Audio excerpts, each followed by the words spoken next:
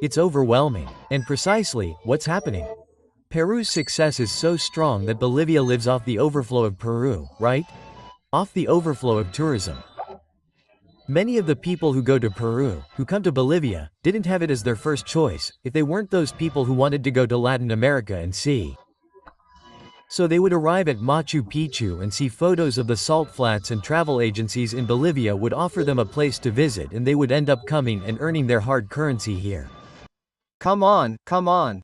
Come on, my friend, for some sabito, it's warm. Hello, let me introduce myself. I'm Julio Español, I live in San Juan de Miraflores, Lima, Peru. I'm married to Nelly, a beautiful Peruvian. And on this channel we try to react, talk, and teach things about Peru. We say that we're going to start traveling right now, don't worry, okay? We are working things out, and thanks, above all, to your support, whether it's Yaplink, PayPal, whether you are members, etc. Okay. Wow, Bolivia. The great protagonist of the channel, at least in the last month. Bolivia, the eternally envious, the eternally frustrated. And if you are Peruvian, support the channel, subscribe, comment and share, okay? Bolivia, Bolivia. Well, we are going to react to a video from the Amigo Amo Peru channel. Follow it, it is a very interesting channel. Let's go. How are you, people? How are you? On this occasion we will talk about the success that Peru has had in terms of tourism, economy and gastronomy. Bolivia, the neighboring country, cannot understand how it is that Peru is so successful worldwide and they still are not. Peru has good strategies. Look, I will never understand this. Peru and Bolivia, saving certain differences, at the foreign level, at the tourist level, are very similar countries. Yes, okay, obviously. Bolivia does not have a beach, it does not have the sea. Yes, let's leave the joke aside, but really, at the level of the tourist looking for cultural attractions, these are countries that could complement each other quite well.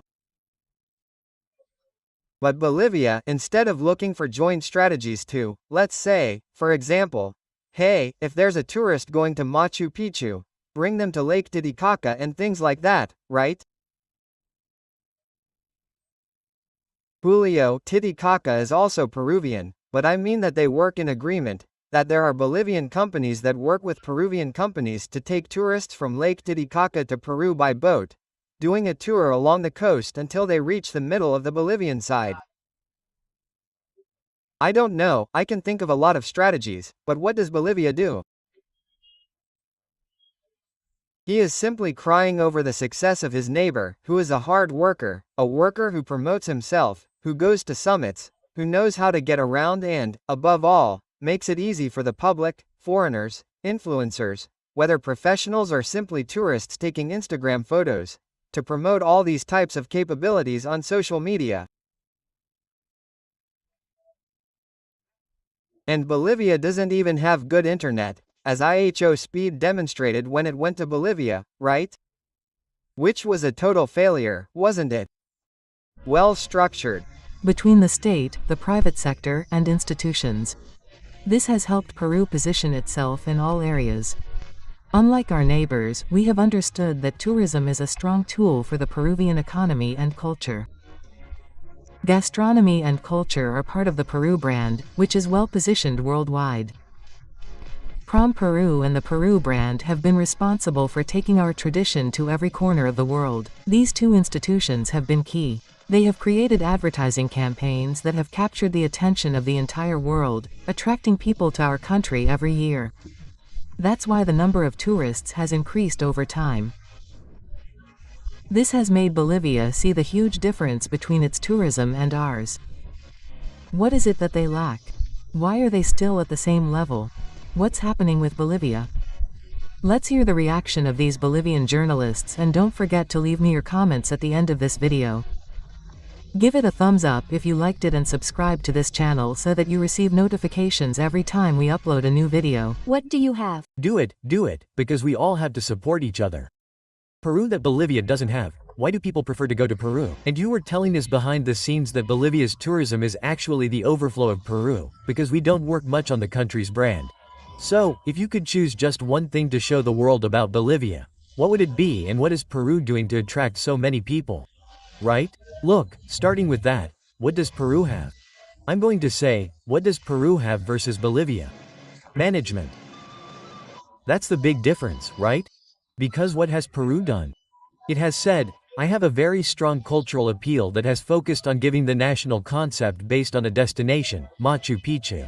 So, it has said, I will focus on the cultural destination. Quote, on the other hand, it has said, I will give it a differential that is in my gastronomy. So, it has promoted both. And the success is overwhelming. And precisely, what is happening? Peru's success is so strong that Bolivia lives off of Peru's overflow, right? Off of tourism. Many of the people who go to Peru, who come to Bolivia, did not have it as their first choice, if not these people who say, I'm going to go to Latin America and they're all see. So they arrived at Machu Picchu and saw photos of the salt flat and were offered it by travel agencies in Bolivia, and they ended up coming and generating foreign exchange here. But what is happening now? After the pandemic, Peru has a protectionist policy.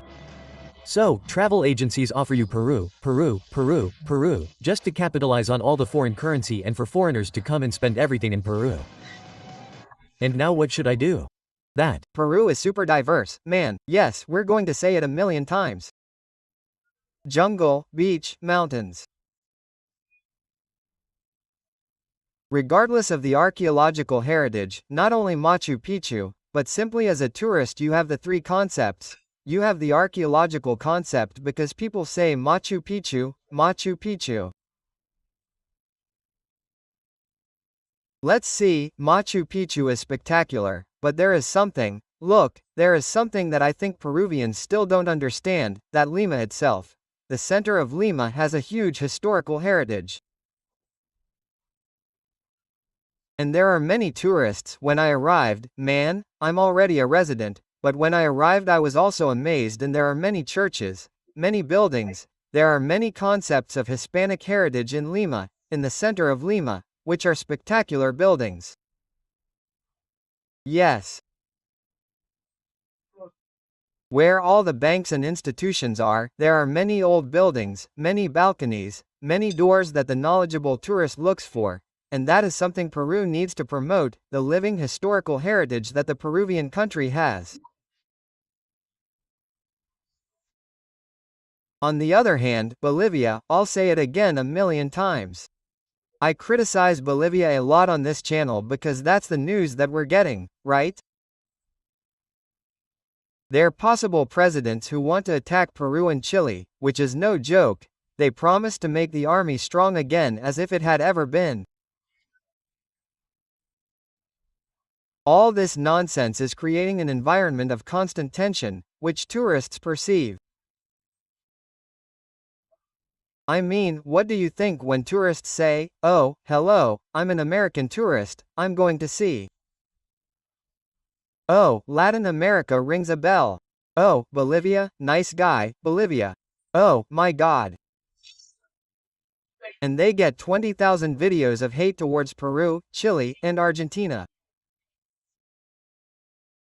Bolivians, do you think that all that hate that remains on social media doesn't affect tourism?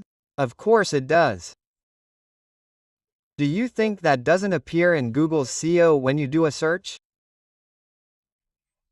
On the other hand, although in Peru there are videos of people fighting against Bolivia, SEO promotes much more topics like gastronomy, ceviche, macuicho, which is outrageous on Google, etc., etc., etc. And then there are the beaches. The north of Peru is outrageous in terms of beaches. And the south, Tacna, especially, is starting to be promoted. On the other hand, Bolivia only gets videos of people crying over the success of the Virgen de la Candelaria, the success of Peruvian cuisine. They steal our plates for Pachamama. Come on, man. They don't understand that filling the entire internet with all that type of content, what it does is make foreigners not want to go to Bolivia because they see it as a country with conflict. And watch out, and then the real news with the whole issue of drug trafficking, human trafficking, Evo Morales. You know that he abused children and the whole concept of current drug trafficking in Bolivia and the security problems with Chile, Peru and Argentina.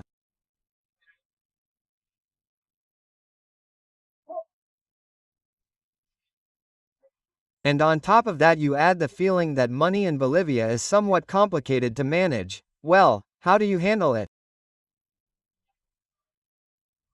Julio, what do you mean? In Bolivia, in few places do you pay with a card. It's silly, right? It's not silly.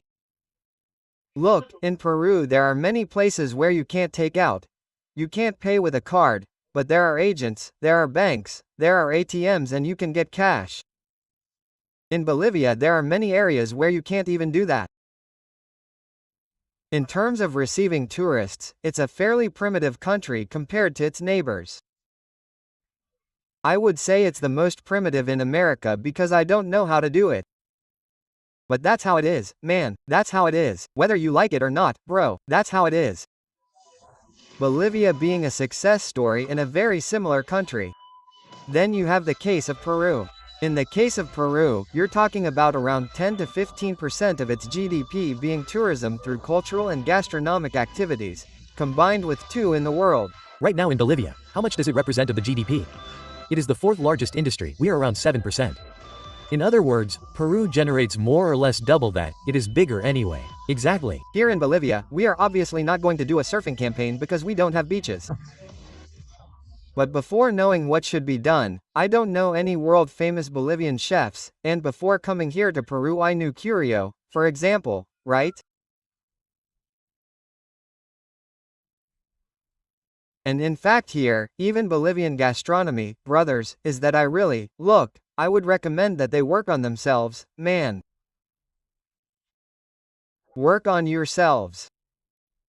First, strengthen the internal part and then sell it to the world. If you want to copy Peru's management style, do it, which is not a bad thing. Copying not the culture, the dishes, I'm not referring to the commercial strategy. Hey, how has Peru done it? Going to international tourism fairs, but above all, even if you go there, you have to have a tourism infrastructure in Bolivia, agencies, good hotels or at least recommended hotels. Things that make visitors feel safe.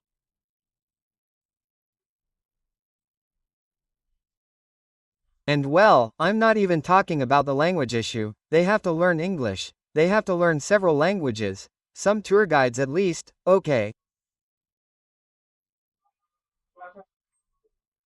You go to Cusco and the guides speak a lot of languages and if they don't speak that person's language, they recommend a colleague who does, okay. I don't know, man. It's so easy when you have a successful neighbor to see how it works, that I don't understand why Bolivia doesn't do it, man. But anyway, this is going to be the same. Crying, crying, crying. People, please, I don't want the video to be too long. Let's see if you can share it. Thank you very much for the support. Thank you very much from the bottom of my heart to everyone. That you make this channel more well known and that it grows little by little. That our only intention is for the world to know how beautiful and lovely Peru is and how much we enjoy it, okay? And yes, I promise, at the end of the month we will start recording on the street, okay?